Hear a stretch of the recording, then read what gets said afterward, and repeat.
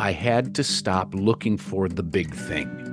Because I had this in my mind as a young man that, okay, whatever I'm doing now is the small thing.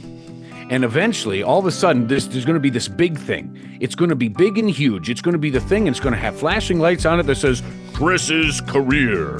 And God's going to be standing behind it, holding it like a cheerleader, going, this is it, Chris. This is the big thing I have for you. Isn't it great? He never did that. He did. There wasn't a sign. There was just him. Hello, everybody. Welcome back to Artists of the Way. I'm John, the host. Today, I'm joined by Chris Knobloch. Chris is somebody I've known a few years now. I guess it's been a little while. But Chris and I got acquainted through Master Arts Theater, and he is the vice president, director, and, I forgot the last title, writer. You do some writing for God's Helping Hands, which is a traveling ministry. Well, traveling, you're based in Michigan, but they tour around to different churches, focusing on discipling and teaching children through art and especially through puppet ministry, which I'm excited to delve into some of that puppetry. Yeah. How are you doing today, Chris? Great. I'm doing great. And I appreciate you inviting me on. This is going to be fun. Yeah, I'm excited. Thanks. Guaranteed. It was kind of last minute, so thanks for being willing to jump right into the deep end and That is all right. Let's do it. Yeah. So a couple questions that I ask everybody at the start. First, I want to know, what are the things that you're working on right now artistically, either with God's Helping Hands or kind of as your own little side projects? Sure. So God's Helping Hands uses creative methods to deliver an unchanging message. And that means we are always busy finding the new, fun, interesting, intriguing, engaging ways to deliver the message of Jesus Christ. And that's primarily for us to boys and girls. So we do use a lot of stage puppetry. I'm a ventriloquist. There's a lot that goes into both of those things, and we could do a deep dive, and it would take we could take a long time. We won't need to take all that time. But what that means is that there's always irons in the fire. We're always developing new things. Some of them are like the small up close things, and some are big picture things. So right now, up close things, we are working on the material that we'll be using in 2024. We're in 2024, but we launch new material every summer and run it for a year. So we're working on the stuff that we're going to be releasing when summer comes. We're working big picture on some very large projects that will really increase our ability to reach boys and girls with the gospel in some really neat new ways. And then personally, because I'm not busy enough, apparently, I always have some things going. Just today, I was working on a music composition, getting that written out for a choral ensemble. So that's just another little side thing. But there you go. Yeah. That answers the question a little bit anyway. Yeah. What kind of materials do you guys put out for God's Helping Hands that you're making yearly? Sure. So a lot of what we do is live. So we're doing live presentations. We use a lot of full stage puppetry when we do that. We travel at any given point in time. We may have 40 or 50 puppets with us at any given point in time out of our stock of characters. So that's a lot of live stuff. But then in addition to that, we're producing things that are not live, that are resources for boys and girls, for their parents, for their churches. So we have a line of materials we call Simple Lesson Solutions. And out of that line, we have curriculum for classrooms that we produce. Also, every week, we produce a podcast, an audio podcast for boys and girls using a couple of our puppet characters. And so every week I'm writing those so that those can be produced. And you know everything about that. Yeah, that's awesome. Oh, darn, I had a question and it went away from me. Well, that's okay. It's gone now. I'll jump to It'll my come next back question. if it's important. It'll come back. You know. Yeah, we'll circle around. What are some ways that you feel like in your life and in this season, God's using art in your life as you intake it, as you read or watch something or listen to some music? Oh, in my life personally. Mm-hmm.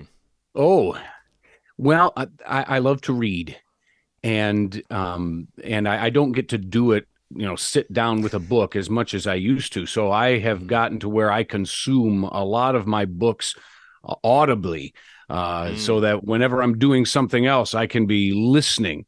And sometimes I get into new stuff, and sometimes I just pull out old stuff. Right now, I just finished listening to Mark Twain's Tom Sawyer. Boy, I hadn't Mm. looked at that in forever.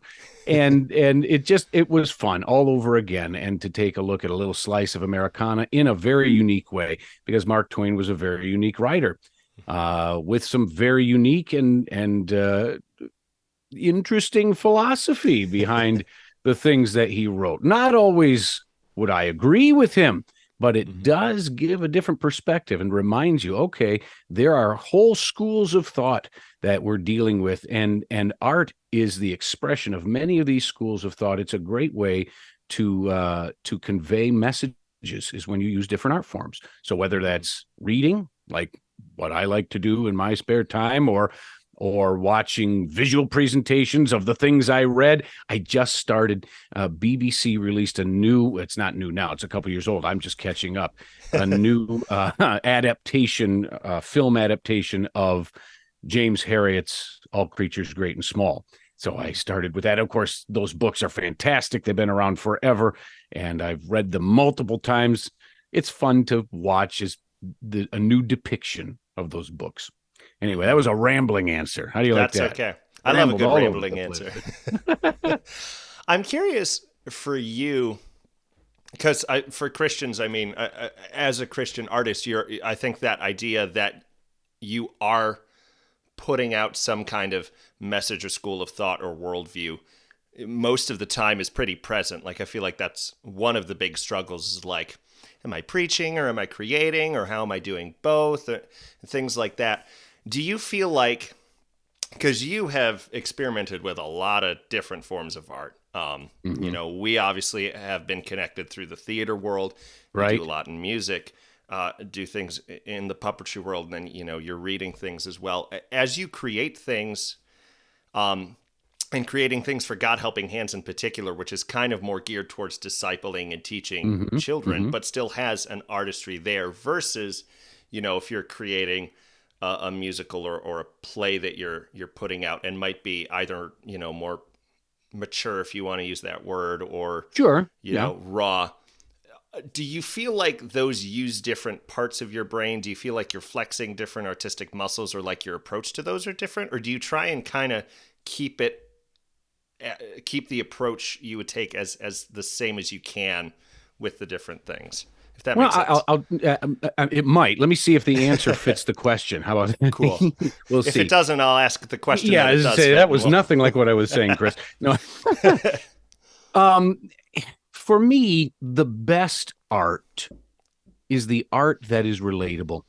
And that means it can take many different forms and still be the same kind of effective. If I'm consuming something, a piece of art, whether it's a painting or a piece of music or something I'm reading, I'm fine with it challenging me to think in a new way or a different way. But if it goes beyond being relatable, then it isn't really worth a lot to me as the consumer. When I Mhm. look at God's word, which is the constant, it's fascinating to see that this book, or this library of 66 books that God breathed out, that he inspired men to write, is so fascinating because he communicates with every kind of person. So if you are a history buff, there are books of history. If you are into poetry, the scripture is going to speak to you. There's poetry in there. There is romance stories and adventure stories. There's war strategies, and there's dialogue, and there's monologue, and there's all of these things wrapped into one single story. And it is all communicating it in a relatable way. The word of God is relational. In fact, Mhm. God calls himself the Word. He gives himself that name.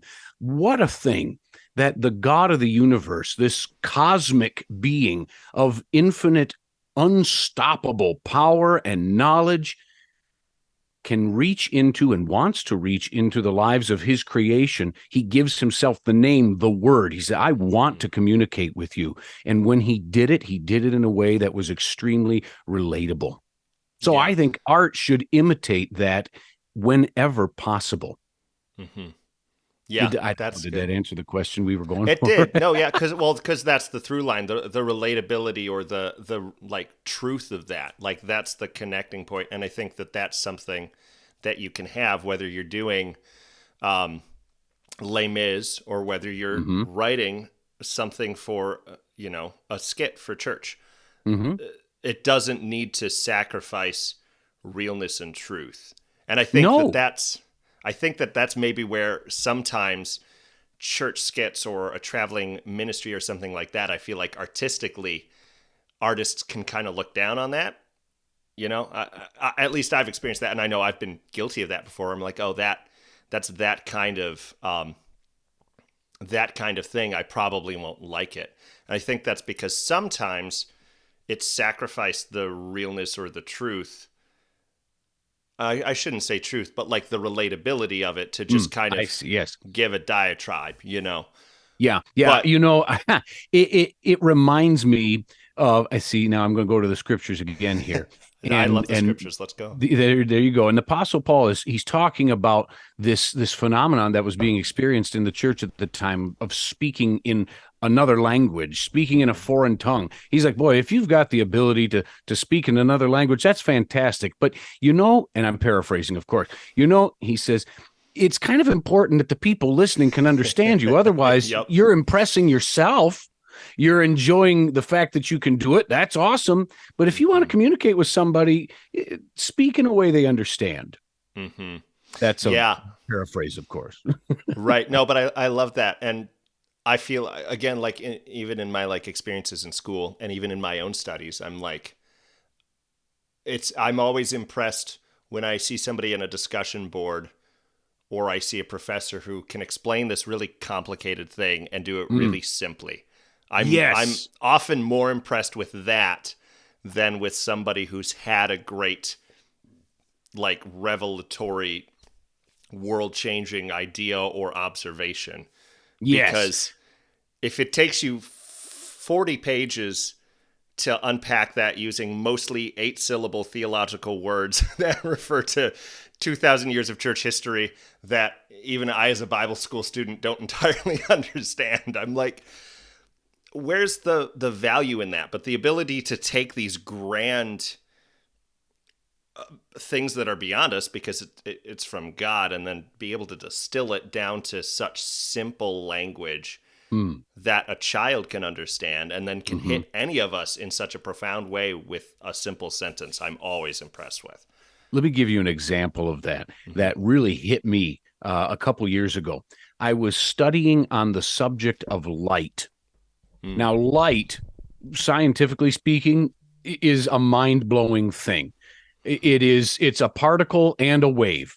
Okay. I'm already over my head, by the way. And as I studied this, I realized I'm looking into quantum physics. That's what quantum physics is. It's the study of light and trying to understand how it works. And nothing is faster than light and the speed of light and all these things. And you can go so deep into studying light. And it's really cool. And this is what Einstein was doing. He was studying light and how all the different waves of light, it just fascinating stuff. And you can spend, and people do spend their entire lives and entire careers trying to understand this, and they still can't quite wrap their mind around it. But a little child can go in a room, flick on a light switch, and experience all the benefit that brings without having to understand how it works, how fast it was traveling. Knowing it is hugely beneficial because the more you know, the more wondrous it becomes. But that doesn't mean it's any less effectual for your life. And isn't that neat, though, when we go a little further? See, here I'm rambling again, but I'm going to do it because it's worth it in this time. That God, Jesus calls himself the light of the world. And the application is the same. The more we study about God, the bigger he gets, never smaller. We serve an infinite God, And so we can study and learn about him for infinity and always be learning something new. But a child can come to him. In fact, you have to come with the heart and faith of a child, just accepting that he is who he is before you understand everything about him, because you never will. Mm-hmm. Yeah, I think and I've talked to your brother Nate and Ellie about this too. We've been kind of unpacking some of this together, the idea of like the mystery of God and embracing that and just being willing to like accept the things that you don't understand. And we apply that in some different ways because we have some, different like doctrinal things that we're at different perspectives. But like that general virtue of like, we can do our best to understand and categorize and study and go deeper, and we always will.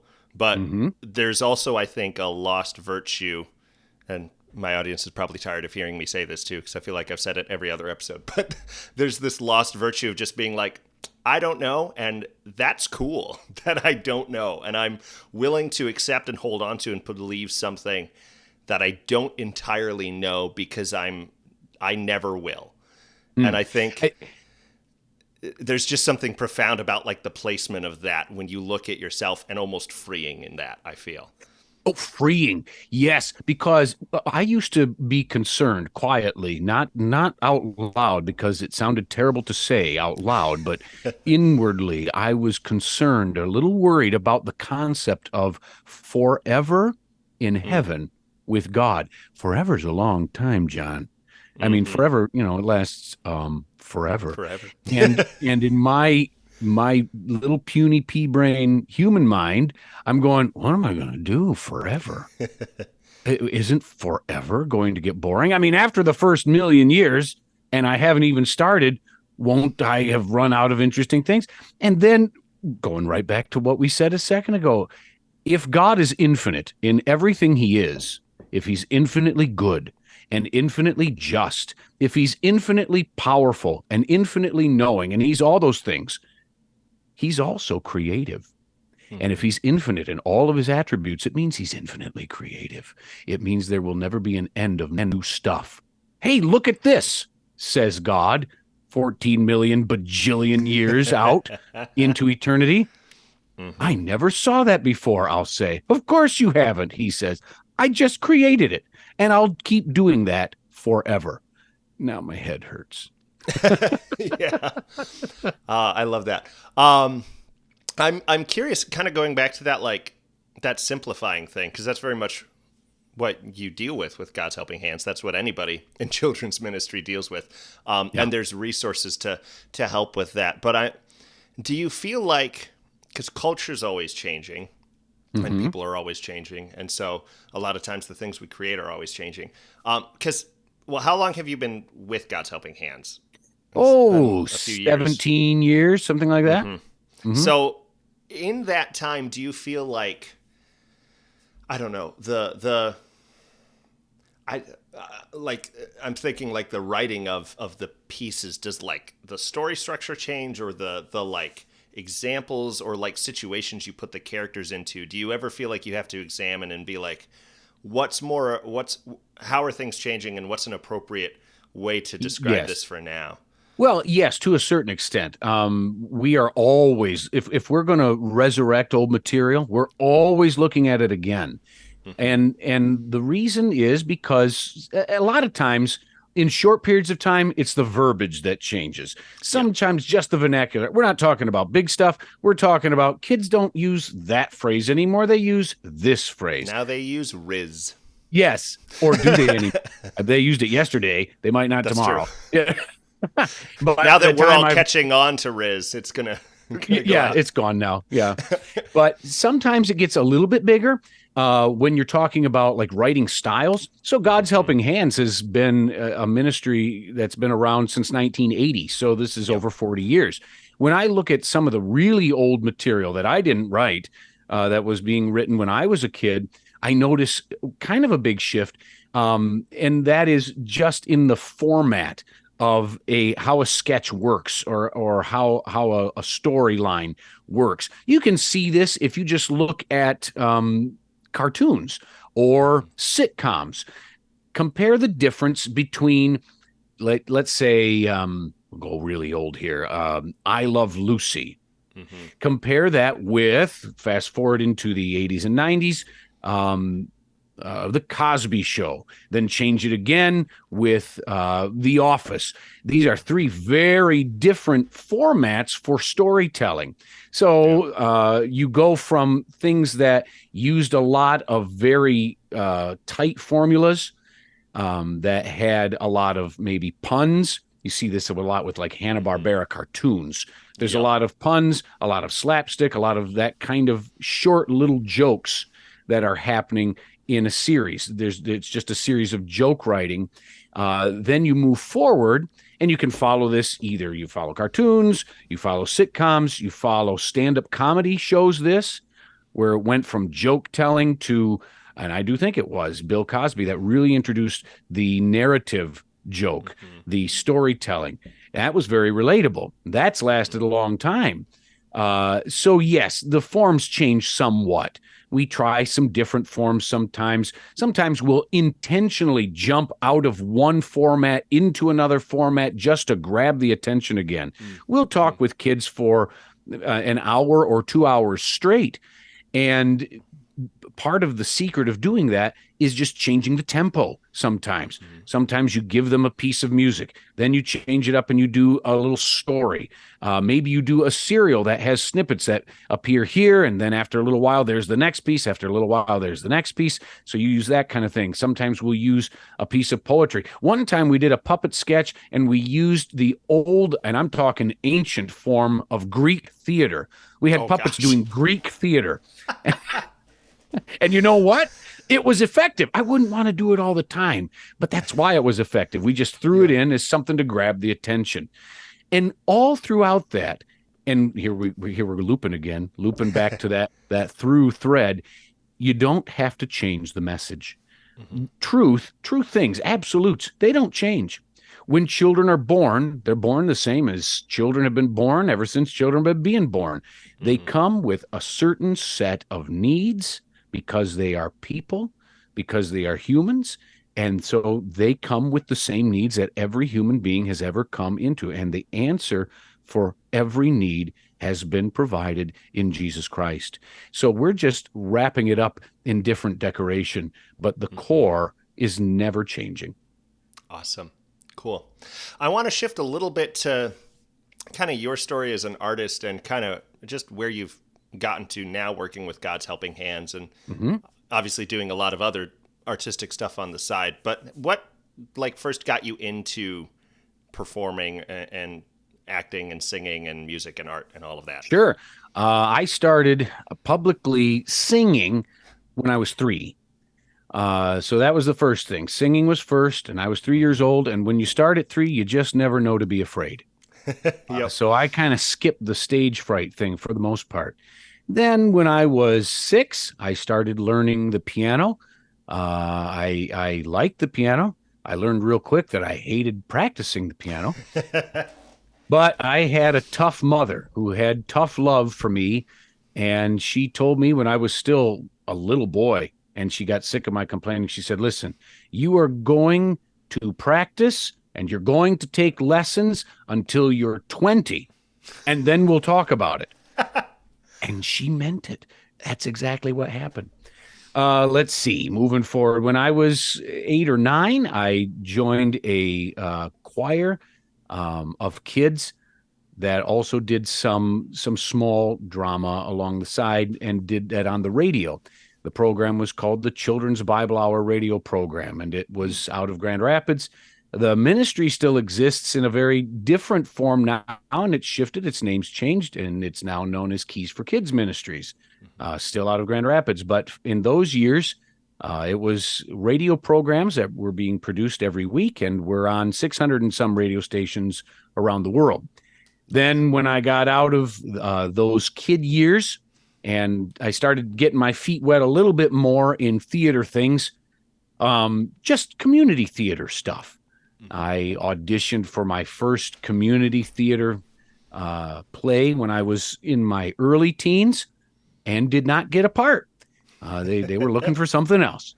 But I tried again, something else, and got involved with community theater, did several shows over the years. Um, and then over time, now where are we? Oh, we're in my early 20s now, I guess. The Lord was doing different things with me. I was experiencing new things with music, trying different things, being serving in different ways, working in different ways with music primarily. And then I met my wife, and we got married. She grew up in this ministry, God's Helping Hands, because her grandparents started it. Her parents were part of it almost from the very beginning. She grew up doing what we're doing now and didn't think she was going to be doing it for life. When she and I met, we had different stuff we were doing. We were in a different line of work altogether. I was working for a small Bible institute. I was teaching, and the Lord, through a very unusual and surprising set of circumstances, sent us back to God's Helping Hands. And that was 17, 18 years ago. So there it is in a really small nutshell. Yeah, cool. Hey friends, I just wanted to take a second and give you an update on Godspell. So last year we ended up raising $4,600, which is incredible. That is 100 more than a third of our funding, which was our goal for last year. So that is incredible. We've still got a ways to go though, 2/3. We got about 9,000 left to raise. So if you are interested in helping us out, we're selling some ads in our program. So if you know any businesses that would be interested in buying an ad, feel free to send them over to us. You can find an email to contact us on our website or some more information about that there. Or if you still want to give and donate, you wanted to last year but just weren't able to, again, you can find all that information on our website, artistsoftheway.com. We have a whole Godspell tab. We have audition information posted. We have all the information about our fundraising there. So feel free to check that out. If you know a business that wants to buy an ad, I'd love to get connected with them. And any help that you want to give is appreciated. And all the help that you have given so far is appreciated. This has exceeded my expectations. It's been tremendous. It's been really wonderful to see God bless it, and I truly believe He's going to get this to stage. I can't wait to see how He's going to do it, and I'm so blessed with the help that we've already received. So thank you all so much, and enjoy the rest of the podcast. Cool. So I'm curious to unpack that story a little bit, because you and I were talking a little bit off air before we started recording, just about some of the similarities you and I have in like the sensibilities and callings God's kind of put on us, where on the one hand there's this really strong call towards the arts, and on the other hand there's this ministry side of things, and God is, there's like an equal passion for both, and there's a sense of them being disparate, and a sense of not being sure how they can fit together. But at least in my life, God was always like, has always been like, He hasn't stopped doing this. Anytime I focus more on one or the other, He's always like, well, remember, you're an artist. I made you an artist. But then anytime I get too wrapped up in that, He's like, well, remember, I'm calling you to follow me. I'm calling you to, do ministry. Yes. Yeah. I guess, what was some of your experience in trying to make sense of that yourself and trying to build something out of that yourself? And what did God end up doing out of that and reconciling that? Yeah. Okay. So let's see. I'm 20 years old, right? Or maybe 21, right in there. And I feel a little bit lost. I've trained for years in piano and voice with professionals. So I've got a really good foundation and training in that. I also trained on the organ. I don't use that much anymore, but I had. At the same time, I was a professional clown who also did ventriloquism professionally. I'd done it all over the place here in Michigan, but I'd also done it overseas in England and in South America. And I am unmarried, and I'm going, what is my life? I totally don't know what this is. Can anybody? Where's the? I mean, and I hadn't gone to college, and I'm thinking, what does one do with these things? Is there some degree for weirdos who do weird things well? And I'll tell you, I had a lot of really well-meaning people that really loved me and wanted the best for me, who put a lot of pressure on me and on my folks for me to go and extend my education in a formal way at a college and get a degree. And I'm the oldest, so this is a new journey for my parents as well. Yep. And after a while, we kind of felt like we needed to buckle under that pressure. Well, maybe we should. I don't know what in the world it is I'm going to do, but at college, but maybe should I go and dig into music more? The thing was, the professor that I was taking my music from, or my voice from, he was teaching the college professors in Grand Rapids who taught voice. Hmm. So it did that, it would actually be going backwards. My piano teacher was a concert pianist who played.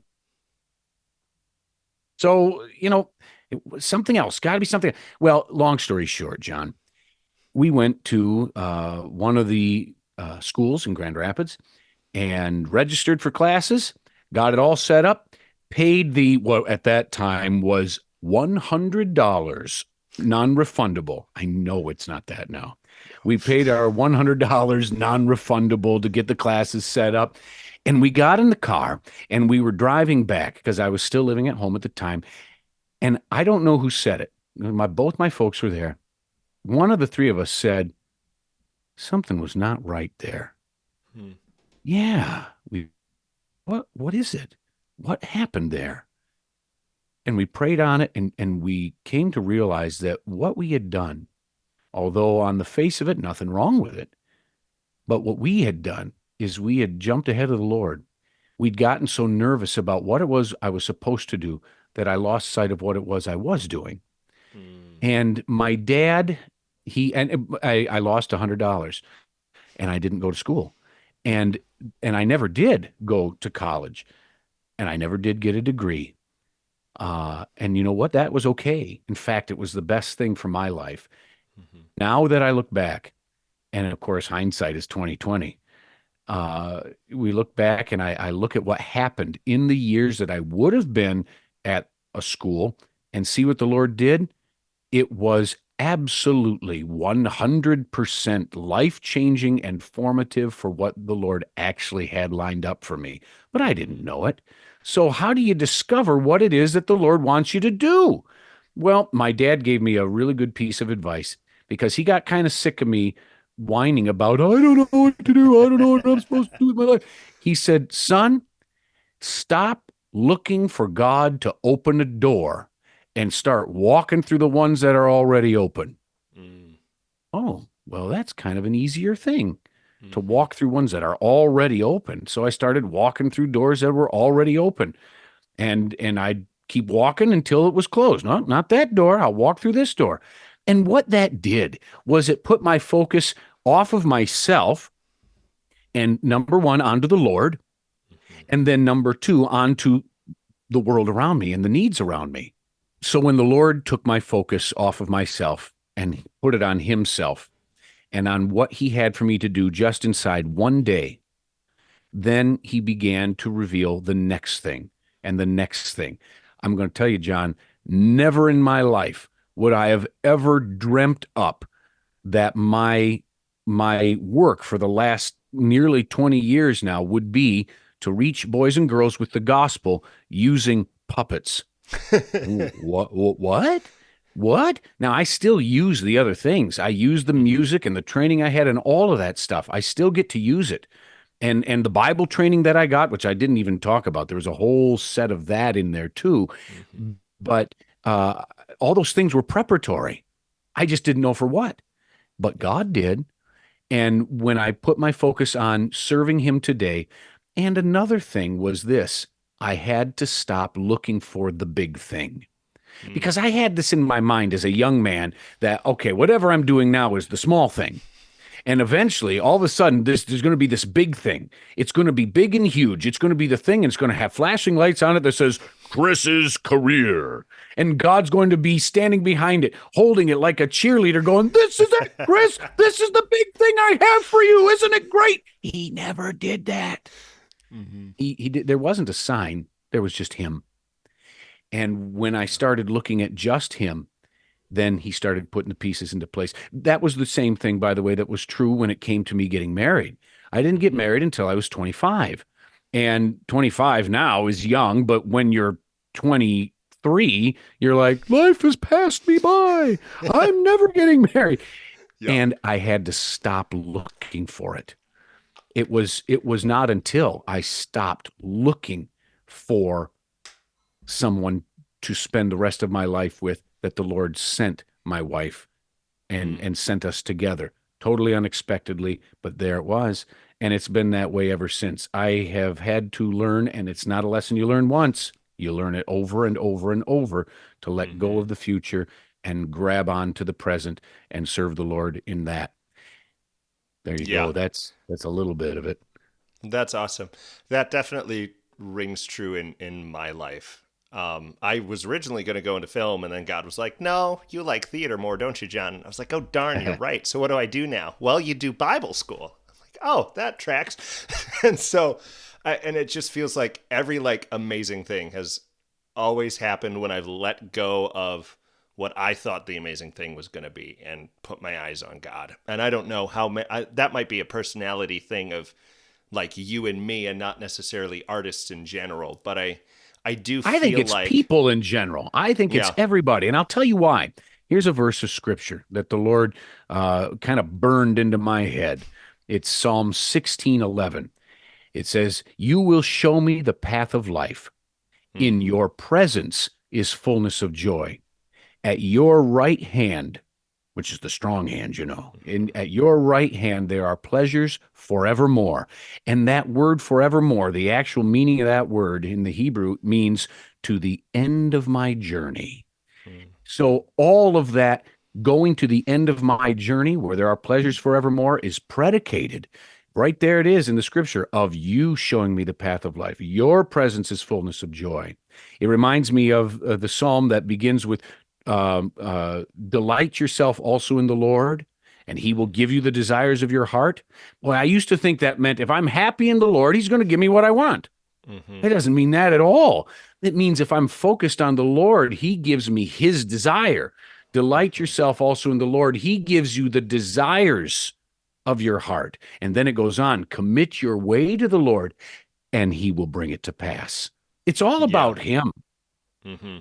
And that's, I know for me, that's often a struggle. And it's a struggle to find the balance because as an artist, partly because of necessity, you're constantly reevaluating what you're doing because you shouldn't not, or it'll just decline in quality. And you'll be like, it's great. I haven't looked at it though, because I'm just looking at God. So, but no, there's a responsibility in there too, isn't there? Right. But there's also the struggle of like, it's so easy to get caught up in the thing. And I'm working on Godspell now, which is the gospel. So if there's anything I should be focused on in that show, it's Jesus. Right. There's been so many times where I've gotten bogged down in like so many other things because I'm looking at the work. And so I feel like, but then like the stress increases. And I think if we can learn, and like you said, it's a lesson to constantly relearn. And I always am relearning it, but to keep God as the center and keep your eyes fixed on him. It's like Peter and the waves. Like if you keep it fixed on him, he's going to walk you through it, even if things are hard, but he's going to make everything happen. And you're just going to be his instrument. And not that you things won't do are anything, hard, but and let's not kid ourselves. No. As performers, you and I understand that when you're actually doing the performance, oh, that's the fun stuff, right? Yep. That's the audience is there and they're enjoying it, or maybe they're crying. Well, if you meant it to be that way, then yay, hooray! Whatever it is, that's the payoff. But man, I'll speak just for myself. When I am working on the underside or the inside of a great big 38-foot Greyhound bus, because that's what we use to travel in the summertime. And I Mm-hmm. have no mechanical skill. I don't have any. When I'm doing stuff like this, there's no audience there. Yep. When we're working on, maybe my wife is building a new puppet and she is struggling with the design and the material is not dyeing correctly, and the sewing machine is not working like it's supposed to. This does not feel like ministry. This just feels like work and drudgery, and like you're on a hamster wheel. All of that stuff is real. This Mm-hmm. idea that and you can apply this to any profession. There's this little layer of top that people see, and then there's everything underneath, and Mm-hmm. that everything underneath is not always fun. In fact, it usually isn't. And I know that, right now we're talking to people who are interested in art. That's this podcast. These are Mm-hmm. artists. Boy, oh boy, that's drudgery underneath. But the Lord can still be in that too. Mm-hmm. There's value in the struggle, and Yep. nobody has to know about it, and they may never know about it. But the Lord knows about it. He cares about it. That effort is important to him. Mm-hmm. Well, it's refining too. It's refining for you, and it's refining for the art. I can't remember the whole verse, but it's through that like pressure that you're refined like gold. I can't remember if that's Yeah, the refiner's a fire. yeah. Yeah. And I mean that's all art. I know as a writer, like if you're anything that you write, it's a struggle to write that because it's a constant push pull between the different things that you're chasing in the piece, whether it's a long thing or a short thing, and it's constantly Hmm. being refined. And then you show it to somebody and they're like, that doesn't make any sense. And you're like, you're right. And then that struggle refines it even more. So, Right. and then that can Yeah. extend to our life too. So cool. I want to ask, just because I'm curious, what's it like performing with puppets? Because I'm, I an was actor. hoping you I'm would like, ask that. I didn't know what you were going to ask, but I did think you might ask that, which is a hmm great question. All right, so let's speak in artist terms here for a minute. When we're acting, like on the hmm stage, we rules or practices that we try to adhere to in order to do the thing that we're doing. It always hmm starts with a thought, right? We're always hmm thinking something first, and then the expression comes. Yes, there are lines on a page. Yeah, whatever. That's just for so everyone can stay together in the same moment, you know. But then there's all the expression. There's all the voice expression. But boy, when you are stage acting, the face is so important. Of course, unless hmm it's Greek theater and then they hid their face and then they had their voice left. Yep. Puppetry's a lot like that. So here you've got a puppet. It does not have any life of its own. It is just laying there. And by the way, a puppet that's just laying there, I don't even like to look at. They're creepy looking, man. They're I dead. bet. They're dead. They're just laying there looking all dead. But hmm then when you have someone, and I'll talk about my wife. I have a whole team, and they're all good at this. My wife has done this her whole life, and she's the hmm best I've seen. When she picks one up and puts it on and gives it a voice, and she puts it, and a lot of our work, when we're working live, it's different when we're working with film, but when we're hmm working live, we're working on our knees. So we're down hmm on our knees behind some scenery, and it's just, from our elbow up, and you don't see any of that. That's the puppet. And their hmm arms are being controlled often with little wires, that we are controlling with our other hand. There's no one can see our face. So how do we do everything that an actor has to do? That puppet has to do all of it. That hmm puppet has to think the thought first. That puppet has to deliver whatever the line is with the correct inflection, with all the thought that's behind it. And they have to do it with expression, facial expression. hmm But their faces, unless we're working with a particularly complicated one, most of them, their eyes don't move in their heads. Their mouths open and shut. But you know what? When you have a skilled puppeteer, and if sometimes some of the better Muppet performers are really good at. Frank Oz was amazing at this. Mm. They can create expressions that you understand when the eyes don't even move. It's just and it's all coming up your arm and into your fingers, and it's tiny little micro movements that happen, and it's like a magic trick. It really is. It's a fascinating thing. We'll do sketches where I'll be actually just myself. I don't have a puppet or anything. I'm Hmm. standing out with the audience and I'm interacting with one of the puppets. I know full well it's a puppet. In fact, I know more than the rest of the audience because I'm standing in a position where I can look down into the stage. I can see, oh, look, there's my wife. She has got the, and I forget Mm. that that puppet is my wife doing that because she's so good at making it so real. Yeah. All the acting stuff has to happen with a puppet, and it is a discipline. It's its own Hmm. thing. When you're puppeting from behind the set or the stage, can you see the puppet at all, or do you just have to kind of know your stuff and know that this movement will produce this angle and give this feel? Well, it's both. Because yes, you can see them most of the Hmm. time. You can see them. In some situations, you can't. Most of the time, you can see them. And the main reason that I will look up when possible is to make sure I'm maintaining the eye line between my puppet and another puppet. Mm. Hmm. You have to maintain that eye line, even if you're cheating out, which you sometimes have to do with puppetry also. But you Hmm. still have to maintain the cheating out eye line. You have to know that the thing that you are referencing is the thing that the puppet's actually looking at. Yep. When we're interacting with boys and girls, we usually, if we're behind the stage, we usually can't see them, but we can hear them. And we have to learn to get really accurate that when we hear a sound, a voice of a child out of 100 children in front of us, that puppet, we can direct our hand to Hmm. look directly at that child without being able to see them.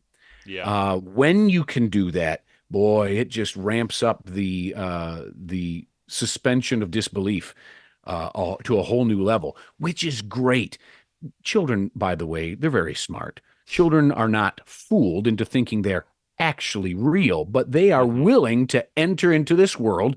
And when they do, it is so cool because then you can deliver a true message and they accept it into real life, even though Mm. we entered into this other realm. Here's a fun fact. A bunch of years ago, I just for fun, I just Googled television shows that use puppetry.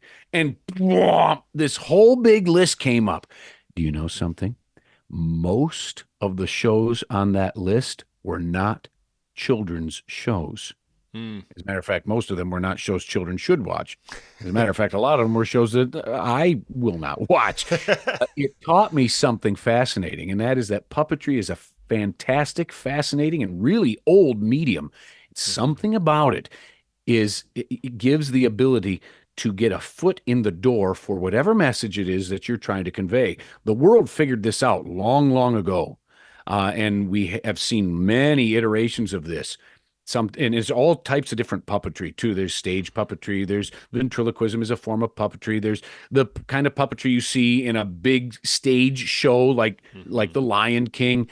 All kind there's marionettes and shadow puppets and all this stuff. These are all different forms of puppetry, but they're all doing one thing. They are conveying a message through a unique medium. Hmm. That's awesome. Cool. Well, we It's are fun. getting close to our time here. Thank you for coming on. This has been really fun. Oh, Um, what fun. What a pleasure. Thank you yeah, very much. yeah. I want to ask before we let you go, are there any resources that you would direct people to if they are interested in growing as an artist or growing as a believer, or maybe if they're interested in puppetry or ventriloquism Yeah, and sure. exploring some of that? Well, I know it's going to sound cliched, but there's nothing cliched about it. You can do no better thing for yourself than to look into the Word of God every single day. That is what is going to get the Word of God is there to teach us everything that we need to know about how to live and how to know God. And when you have that, everything else is secondary. When you have the Lord, everything else falls into place. Doesn't always feel like it, but he knows it does. Mm-hmm. Outside of that, um, get involved with some theater opportunities, and you may find that you're terrible at it. And don't be discouraged. Not everybody has the same gift. Yeah. Thank goodness for that. What would the world be like if everyone was like me, a ventriloquist with a dummy on his hand, talking to himself all the time? That would be a very strange world. You don't want that. We need all the different parts and pieces. Just at God's Helping Hands, it's a small organization, but we need all these different parts and pieces, people to do the behind the scenes thing. This is true of every part of life. And by the way, every vocation can be ministry. That is not a separate category unto itself. There are those of us who are in vocational ministry. That's our day job. But every vocation can be done in ministry mindset and should be when you know the Lord Jesus. And I guess I will direct you to our website, just if you want to know a little bit more about us. It's GHHINC.org. It stands for God's Helping Hands Incorporated.org. And there's some different things on there. If you were to go to the Listen Watch tab, there's some resources there. One is our weekly audio podcast for kids called Offhand with Stephen and Lydia. And that podcast is somewhere past its 600th episode. So that's a really big, fun resource. Yeah, that's impressive. It's been a long time in the making. There's a smaller but still growing resource called Adventures with Stephen and Lydia, two of our puppet characters, and those are videos. They can also be found, some of them, on our YouTube channel, which is a smaller channel, but I'll tell you what it is. It's at GHH, I believe, is the YouTube channel. No, it's GHHINC. There we go. That's the YouTube channel. And there's just a few things there. Most things are on our website. And then if you want to know what the face behind this voice looks like, there's a resource on that Listen Watch tab on our website that's called A Piece of Really Good News with, as I'm termed, Uncle Chris. So there you go. There's a few little resources from us. Awesome. Cool. Thanks for coming on, Chris. I really appreciate it. It's great to talk to you again. A pleasure, John.